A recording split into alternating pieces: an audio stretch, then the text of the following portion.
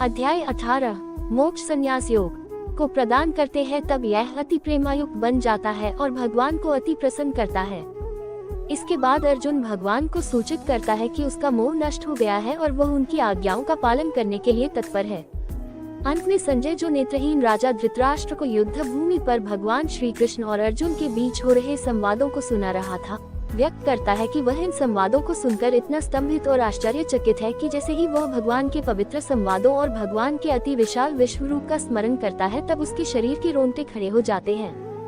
गहन कथन के साथ भगवद गीता का समापन करते हुए वह कहता है कि विजय सदैव वही होती है जहां भगवान और उसके भक्त होते हैं, और इस प्रकार से अच्छाई, प्रभुता और समृद्धि भी वही होगी, क्योंकि परम सत्य का प्रकाश सदैव असत्य के अंधकार को परास्त कर देता है।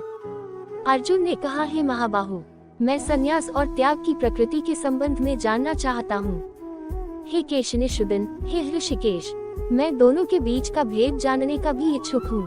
परम भगवान ने कहा, कामना से अभिप्रेरित कर्मों के परित्याग को विद्वान लोग संन्यास कहते हैं और सभी कर्मों के फलों के त्याग को बुद्धिमान लोग त्याग कहते हैं।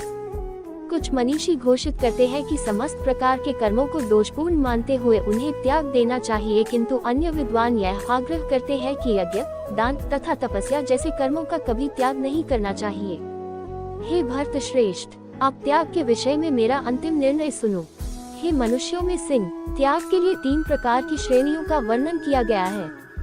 यज्ञ, दान तथा तपस्या पर आधारित कर्मों का कभी परित्याग नहीं करना चाहिए। इन्हें निश्चित रूप से संपन्न करना चाहिए।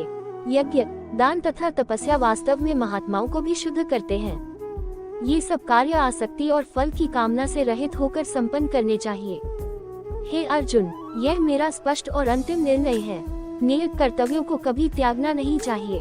मोहवश होकर निश्चित कार्यों के त्याग को तमोगुणी कहा जाता है। नियत कर्तव्यों को कष्टप्रद और शरीर को व्यथा देने का कारण समझकर किया गया त्याग रजोगुणी कहलाता है। ऐसा त्याग कभी लाभदायक और उन्नत करने वाला नहीं होता। जब कोई कर्मों का निष्पादन कर्तव्य समझकर और फल की आसक्ति से रहित होकर करता है, तब उसका त्याग सत्वगुणी कहलाता है। वे जो न तो अप्रिय कर्म को टालते हैं और न ही कर्म को प्रिय जानकर उसमें लिप्त होते हैं, ऐसे मनुष्य वास्तव में त्यागी होते हैं।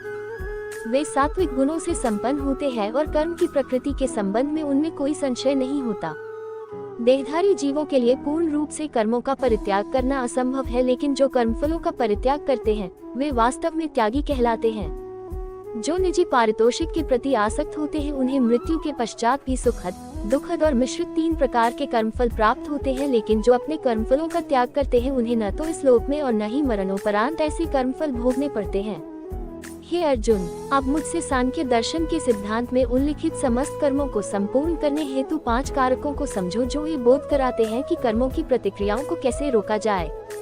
शरीर, कर्ता, विभिन्न इंद्रियां, अनेक प्रकार की चेष्टाएं और विधि का विधान अर्थात भगवान, ये 5 कर्म के कारक हैं। शरीर, मन या वाणी से जो भी कार्य संपन्न किया जाता है, भले ही वह उचित हो या अनुचित, उसके ये 5 सहायक कारक हैं। वे जो इसे नहीं समझते और केवल आत्मा को ही कर्ता मानते हैं, अपनी दूषित बुद्धि के कारण वे वस्तुओं को उनके वास्तविक रूप में नहीं देख सकते।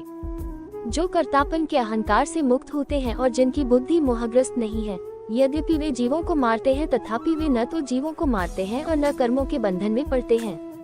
ज्ञान, ज्ञान का विषय और ज्ञाता, ये कर्म को प्रेरित करने वाले 3 कारक हैं। कर्म के उपादान, स्वयं कर्म और कर्ता, ये कर्म के 3 घटक हैं।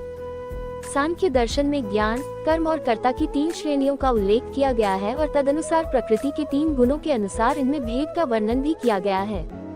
इन्हें सुनो और मैं तुम्हें इनका भेद बताता हूँ। जिस ज्ञान द्वारा कोई नाना प्रकार के सभी जीवों में एक अविभाजित अविनाशी सत्य को देखता है, उसे सत्वगुण प्रकृति ज्ञान कहते हैं। जिस ज्ञान द्वारा कोई मनुष्य भिन्न भिन्न शरीरों में अनेक जीवित प्राणियों को पृथक पृथक और असंबद्ध रूप में देखता है, उसे राजसी माना जाता है। वह ज्ञान जिसमें कोई मनुष्य ऐसी विखंडित अवधारणा में तल्लीन होता है जैसे कि वह संपूर्ण के सदृश हो और जो न तो किसी कारण और न ही सत्य पर आधारित है, उसे तामसिक ज्ञान कहते हैं। जो कर्म शास्त्रों के अनुमोदन के अनुसार है, राग और द्वेष की भावना से रहित और फल की कामना के बिना संपन्न किया जाता है, वह सत्वगुण प्रकृति का होता है। जो कार्य स्वार्थ की पूर्ति से प्रेरित होकर मिथ्या, अभिमान और तनावग्रस्त होकर किए जाते हैं, वे रजोगुणी प्रकृति के होते हैं।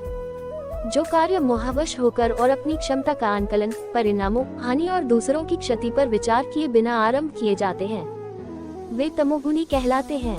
वह जो अहंकार और मोह से मुक्त होता है, उत्साह और दृढ़ निश्चय से युक्त होता है, ऐसे कर्ता को सत्वगुणी कहा जाता है।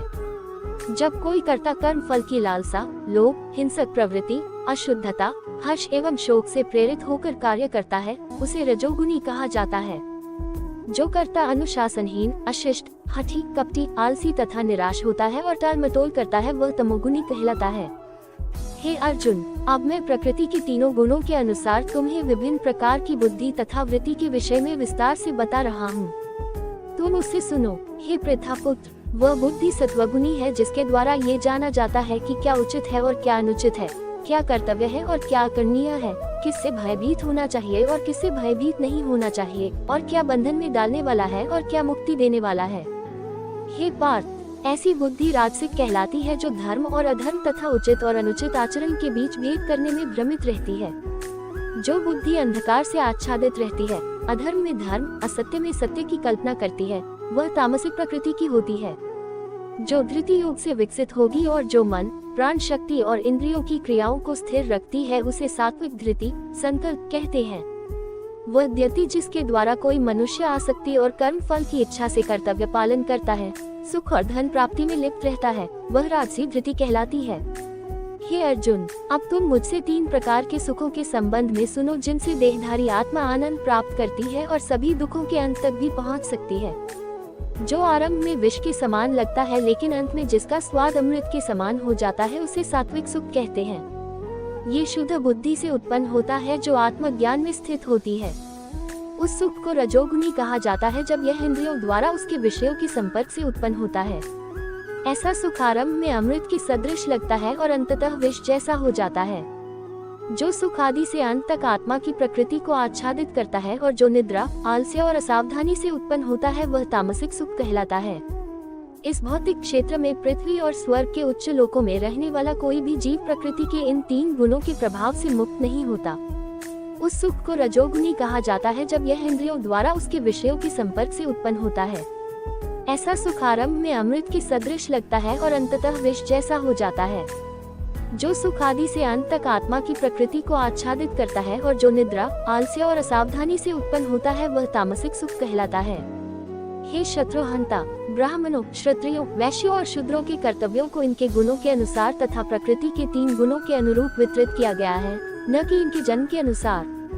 शूरवीरता, शक्ति, धैर्य, रण कौशल, युद्ध से पलायन न करने का संकल्प, दान देने में उदारता, नेतृत्व क्षमता, ये सब क्षत्रियों के कार्य के स्वाभाविक गुण हैं। अपनी स्वाभाविक वृत्ति का निर्वहन करते हुए उस सृजक भगवान की उपासना करो जिससे सभी जीव अस्तित्व में आते हैं और जिसके द्वारा सारा ब्रह्मांड प्रकट होता है। इस प्रकार से अपने कर्मों को संपन्न करते हुए मनुष्य सरलता से पूर्णता प्राप्त कर सकता है। कोई भी मनुष्य ब्रह्म को पाने की पात्रता प्राप्त कर सकता है जब वह विशुद्ध बुद्धि और दृढ़ता से इंद्रियों को संयत रखता है, शब्द और अन्य इंद्रिय विषयों का परित्याग करता है, राग और द्वेष को अपने से अलग कर लेता है।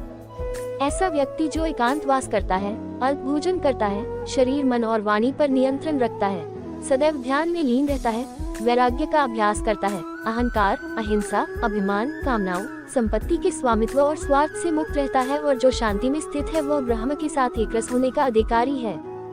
जहाँ योग के स्वामी श्री कृष्ण और श्रेष्ठ धनुर्धर अर्जुन है, वहाँ निश्चित रूप से अनंत ऐश्वर्य, विजय, समृद्धि और नीति होती है, ऐसा मेरा निश्चित मत है। अगर आपको मेरी यह कहानी अच्छी लगी हो तो प्लीज मेरे चैनल को सब्सक्राइब कर देना, लाइक कर देना, शेयर कर देना और बेल आइकन को प्रेस कर देना। धन्यवाद।